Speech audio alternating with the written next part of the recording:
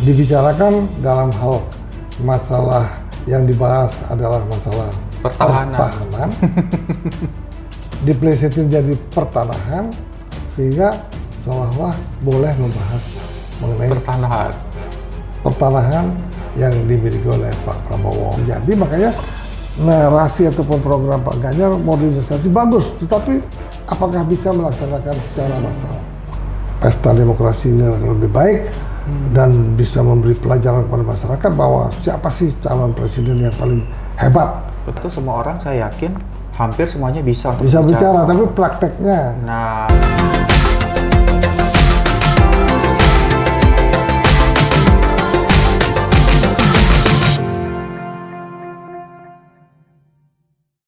halo Sobat Mr. Puisi, kembali lagi bersama saya di channel kesayangan kita Mr. Puisi Live. Nah, pada hari ini kita akan membahas tentang dunia politik lagi. Nah, kemarin tuh banyak beredar isu tentang Pak Prabowo yang mempunyai tanah 340.000 hektar, teman-teman. Nah, ini akan kita bahas bersama siapa lagi kalau bukan Mr. Puisi. Tepuk tangan untuk Mr. Puisi, teman-teman. Ya, Mr. Puisi, gimana nih kemarin dapat banyak sekali ini Pak Prabowo ini dikabarkan mempunyai tanah yang luasnya sekitar 340.000 hektar di Kalimantan, Mr. Puisi. Nah, itulah yang menyebabkan data-data yang salah itu menyebabkan jadi heboh. Nah, yang kedua, yang tidak seharusnya membicarakan masalah pertanahan, dibicarakan dalam hal masalah yang dibahas adalah masalah pertahanan. Diplesetin jadi pertanahan sehingga seolah-olah boleh membahas mengenai pertanahan yang dimiliki oleh Pak Prabowo. Waduh. Itu sehingga saat itulah panas suasananya. Pak Prabowo bilang waktu itu salah. Dia bilang seharusnya ya 500.000 hektar. Gitu. Tahu nggak itu HGB? Tahu nggak itu HGU? Ya, HGU adalah hak guna usaha. Tahu nggak? Tidak bengek yang menjadi masalah perdebatan ini, sehingga yang tidak harus diperdebatkan jadi didebatkan. Jadi suatu yang hal-hal yang tidak berkaitan dengan pertahanan diperdebatkan. Itulah menyebabkan Pak Prabowo agak emosi. Serangan awal itu pertama menyebabkan Pak Prabowo gelagapan, nggak bisa jawab apa-apa. Nah, sesungguhnya Pak Prabowo itu mempersiapkan apa yang sudah didiskusikan oleh konsultan politiknya, udah dipersiapkan. Gelagapan tuh karena ya sekarang orang baru muncul langsung ditembak, apa nggak gelagapan itu, ya kan? Nah, itu mungkin, yang terjadi. Nah, mungkin dari paslon lain mungkin agak salah dengar mungkin, waktu dibilang temanya pertahanan, mereka dengarnya pertanahan mungkin. Nah, itu ya, jadi itu banyak yang ngelihat seperti itu, tapi sesungguhnya Pak Anies tahu lah, justru ada kelemahan di bidang pertahanan, sulit dicari di pertanahan. Gitu. Jadi ya semoga tidak terjadi hal-hal yang kurang baik di dalam perdebatannya Pilpres yang akan datang, sehingga pemilu 2024 ini dapat berjalan dengan damai dan berjalan lancar. Wah, amin teman-teman. Nah, tadi kok kita membahas tentang Pak Prabowo yang punya tanah 340.000 hektar ini, apakah benar atau hoax, Mr. Puisi? Ini harus kita luruskan. Kemungkinan mungkin Pak Anies pernah melihat informasi di televisi, ya. Memang Pak Jokowi pernah menginformasikan memang Pak Prabowo memiliki tanah sekian ribu hektar. Tetapi kan udah jelas tanah itu kan bukan waktu Bapak Jokowi menjadi presiden. Pak Prabowo mendapatkan HGU, hak guna usaha. Jadi dulu mungkin ada tender, sehingga banyak pengusaha yang ingin mengelola tanah negara untuk ditanami pohon-pohon industri, kelapa sawit mungkin ya. Kelapa sawit, pohon industri untuk pembuatan kertas dan lain-lain, sehingga Pak Prabowo jauh sebelum Pak Jokowi mereka mendapatkan hak guna usaha. Jadi sebetulnya bukan hak milik, sebetulnya tanah itu tanah negara yang dikelola oleh Pak Prabowo untuk ditanami sesuatu untuk ekspor misalnya, untuk produksi sesuatu, misalnya produksi kertas dan lain-lain. Nah, ya tapi yang uniknya bahwa Pak Prabowo kalau pemerintah menginginkan tadi saya akan serahkan. Atau mungkin ada narasi yang dikatakan oleh Pak Prabowo bahwa itu bisa kita jadikan untuk food estate misalnya. Nah, itu kan sangat bermanfaat karena itu tanah negara. Ya mudah-mudahan tanah itu tidak dikembalikan tetapi dikelola sebagai food estate untuk menanam pangan di sana sehingga program food estate ini bisa lebih cepat. Karena saya yakin di sini lebih mudah, tanahnya tuh tanah bukan tanah gambut. Nah, sedangkan yang dulu yang dicanangkan oleh pemerintah melalui Departemen Pertahanan itu tanah gambut. Itu mengelola tanah gambut menjadi tanah yang subur itu membutuhkan waktu lama. Tapi kalau yang di sini tanahnya yang Pak Prabowo ini yang sebagai HGU itu mudah sekali ditanami untuk pangan karena tanahnya tanah subur, tanah merah gitu loh. Berarti bisa kita simpulkan nih, Mr. Puisi atau teman-teman. Jadi berita tersebut tuh sebenarnya hoax. Jadi yang benar adalah Pak Prabowo memiliki hak guna usaha untuk tanah tersebut, di mana tanah tersebut adalah tanah milik negara. Dan mungkin dibilang salah itu jumlahnya salah. Nah, kurang besar mungkin ya Mr. Puisi. Ya, tidak tepat. Tapi kan kalau kita tidak tahu berapa sesungguhnya tepat. Kalau dibilang, wah Pak Prabowo punya tanah sekian besar sekali ya. Mungkin nggak apa-apa. Tapi kalau menyebutkan sekian ribu hektar, kalau salah ya itu yang karena ada angka di situ ya Mr. Puisi. Nah, ya, makanya ada kata-kata sedang di roasting Pak Prabowo. Gitu loh. Nah, apakah hal tersebut emang sengaja dilakukan oleh paslon capres lain? Hal itu pasti sengaja dilakukan untuk menjatuhkan pasangan masing-masing. Tetapi bagusnya Pak Prabowo tidak mau membalas, malah diam aja, malah terlihat kayak stres, emosi tapi diam, kelihatan dari mimiknya. Apalagi waktu itu kalau lihat mimiknya Pak Prabowo tuh sangat capek sekali ya. Iya, betul. Akhirnya ya banyak pengamat yang melihat di televisi ya justru Pak Prabowo digencat gitu, banyak orang yang simpati. Sehingga elektabilitasnya justru bukan turun, justru naik gitu. Jadi karena hal tersebut saat ini rating dari Pak Prabowo mungkin semakin naik bukan semakin turun ya Mr. Puisi ya.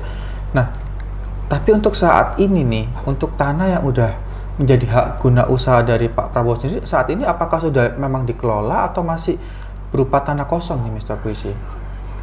Kemungkinan tanah yang ada di sana sudah ditanamin tanaman industri ya, sehingga mungkin sudah menghasilkan. Saya lihat memang kalau nggak salah dulu Pak Prabowo punya pabrik kertas ya. Nah itu mungkin sebagai bahan baku pabrik kertas. Nah kalau sekarang dirubah menjadi food estate, wah itu luar biasa. Bisa membantu pengadaan pangan betul. Yang diperkirakan dalam 3-4 tahun ke depan akan terjadi resesi pangan di dunia ini. Di mana Indonesia ingin menjadi memiliki cadangan pangan secara mandiri ya Mr. Puisi. Ya itu saya lihat memang pada saat ada tanya jawab antara kadin di Indonesia dengan ketiga paslon. Nah itu unik sekali, ketiga paslon ini bedanya mengenai pangan penanganannya beda-beda. Ya.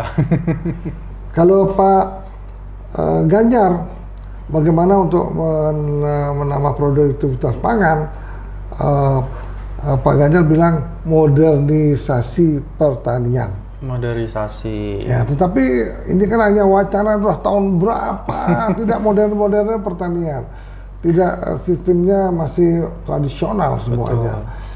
Mungkin kalau untuk penanaman padi di Bali ya, yang merupakan penanaman padi yang dengan sistem subaknya itu sangat profesional dan paling sukses di Bali. Nah, narasi untuk membuat pertanian pangan ini modern itu udah 50 tahun yang lalu mungkin, tetapi kan sampai hari ini tidak pernah terjadi. Kita masih dikalahkan sama Thailand, sama Vietnam, sama Belanda apalagi. Nah, itulah yang terjadi, makanya narasi ataupun program Pak Ganjar modernisasi bagus, tetapi apakah bisa melaksanakan secara massal? Nah, kalau Pak Prabowo lain mengadakan hilirisasi 21 bahan termasuk bahan pangan. Nah, itu udah pasti memang kalau ini bisa luar biasa. Pangan itu misalnya tebu dijadikan gula, terus gula ekspor, baru diekspor. Nah, seperti itulah hilirisasi pertanian dan termasuk nikel dan lain-lain dengan bahan-bahan tambang yang Puisi ya. Kalau Pak Anies, dia tuh memang tidak sama sekali tidak ada menyebut hilirisasi. Kalau Pak Ganjar masih menyebut nikel sekarang lagi disukai ya. Ya, tetapi dia melakukan modernisasi. Kalau Pak Anies betul-betul anti sekali dengan hilirisasi kata-kata ini. Nah, kemungkinan kalau Pak Anies menang hilirisasi pasti kemungkinan akan ditinjau, kita nggak tahu ya. Tapi Pak Anies bilang bahwa harus ada kontrak dengan farmer dengan harga pasti. Misalnya beras, nanti gua beli ya harga sekian. Nah, sekian. Nah, itu cukup bagus. Nah, tapi Pak Prabowo juga mengatakan bahwa harus seperti zaman Orde Baru, Bulog menentukan harga sehingga harga tidak turun, sehingga petani diuntungkan, pemberian pupuk dan lain-lain. Nah, ini ketiga-tiganya bagus, khusus pangannya, programnya itu yang kita lihat di dalam talk show ataupun tanya jawab yang dilakukan oleh Kadin kepada ketiga pasangan itu. Waduh, berarti bisa dikatakan sebenarnya untuk masing-masing paslon kita mempunyai visi dan misi yang sudah sesuai dengan Indonesia sendiri. Seharusnya pada waktu debat presiden debatnya seperti tanya jawab yang ada di Kadin, itu baru enak. Seharusnya seperti itu. Nah, sekarang tanya jawab ataupun debat yang lakukan itu substansinya tidak ada, saling menjelek-jelekan untuk apa? Ini sama dengan ngadu domba ya. Ngadu domba gitulah. Itulah semoga untuk pemilihan presiden yang lainnya tiru seperti tanya jawab aja. Dibikin tanya jawab gitu. Jangan debat saling menjelekkan pribadi masing-masing. Nah, itu kan substansinya kurang, sangat normatif, tidak menguntungkan bagi semua calon dan cenderung saling mencari-cari kejelekan masing-masing. Itu kurang bagus menurut saya gitu. Nah, tapi kalau kita membahas lagi nih Mr. Puisi tentang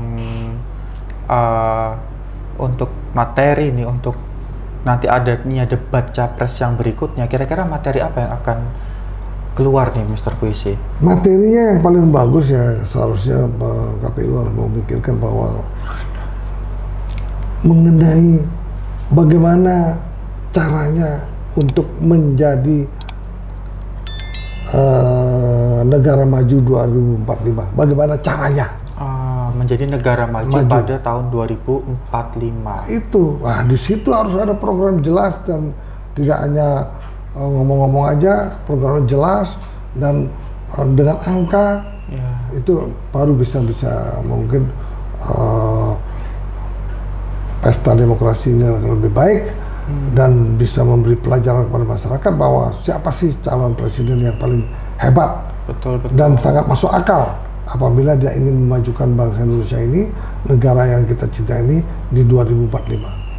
Waduh, jadi memang kita juga membutuhkan pemimpin tentunya tidak hanya untuk menjelaskan visi dan misi, tapi untuk menjalankannya seperti itu ya Mr. Puisi. Karena ya kalau semua hanya berbicara, itu semua orang saya yakin hampir semuanya bisa untuk bicara, tapi prakteknya. Nah seperti Pak Jokowi gak banyak bicara, tapi prakteknya. Betul. Terlepas banyak kritik terhadap Pak Jokowi, banyak juga kelemahan-kelemahan, tapi kenyataannya Pak Jokowi sudah menjalankan programnya dan membuat pembangunan negeri itu sangat luar biasa, merata di seluruh Indonesia. Nah, betul, memang kita juga ya walaupun memang programnya meleset yang tadinya membuat program maritim ternyata meleset ke infrastruktur. Nah, tetapi kan kenyataannya memang sangat dibutuhkan dan mampu memajukan masyarakat pedesaan. Saya sudah ada jalan infrastruktur, perdagangan lancar dan bisa lebih murah karena ada akses jalan yang cukup bagus gitu. Waduh, tepuk tangan untuk Mr. Puisi teman-teman. Ya, Mr. Puisi, terima kasih untuk waktunya pada hari ini, dan untuk teman-teman jangan lupa untuk like, comment, share, dan subscribe channel Mr. Puisi untuk mendapatkan info-info yang lebih menarik lainnya, dan jangan lupa juga untuk follow IG Mr. Puisi di bawah ini, dan sampai jumpa teman-teman.